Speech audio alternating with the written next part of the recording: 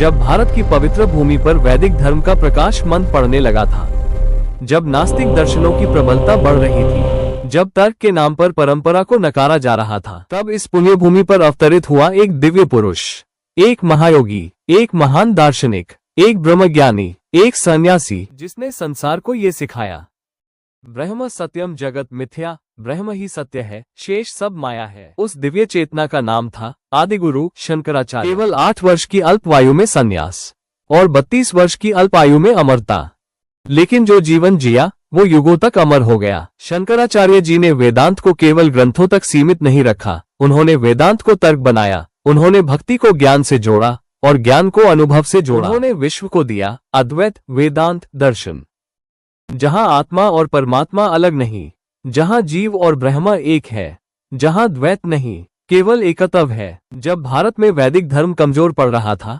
शास्त्रार्थ में सिर्फ कुतर्क हो रहे थे, तब शंकराचार्य वैदिक धर्म की रीढ़ की हड्डी बने। उन्होंने पूरे भारत में ज्ञान यात्रा की, शास्त्रार्थ किए, तर्क से सत्य को स्थापित किया और वेदों की प्रतिष्ठा पुनः स्थापित की। उन्होंने स्थापित किए 4 महान मठ, श्रृंगेरी, द्वारका, ज्योतिर्मठ, गोवर्धन मठ।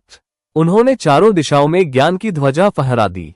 उन्होंने भारत को दिए 4 धाम, बद्रीनाथ, द्वारका, पुरी और रामेश्वरम। इसके साथ ही शंकराचार्य जी ने स्थापित किया स्मार्त संप्रदाय, जहां शिव, विष्णु, शक्ति, गणेश, सूर्य सब एक ब्रह्म की ही अभिव्यक्ति है, जिसे शंकराचार्य जी एकता में विविधता और विविधता में एकता कहते थे।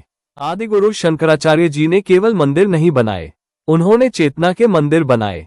उन्होंने केवल परंपरा नहीं बचाए, उन्होंने संस्कृति की आत्मा बचाए। उन्होंने धर्म को अंधविश्वास से निकाला और ज्ञान को अहंकार से मुक्त किया। शंकराचार्य ने भारत को ज्ञान की क्रांति दी, विवेक की चेतना दी, तर्क का धर्म दिया और भक्ति का विज्ञान दिया। शंकराचार्य जी सिर्फ संत नहीं थे, न ही वो सिर्फ एक दार्शनिक थे, वो तो भारत की आत्मिक पुनर्रचना थे, वो सनातन धर्म का पुनर्जागरण थे। इसलिए जहां भी वेदांत होगा, जहां भी ब्रह्मज्ञान होगा, वहां आदि गुरु शंकराचार्य जीवित रहेंगे, क्योंकि शंकराचार्य ज्ञान के अमर स्वरूप है और सनातन का सत्य है।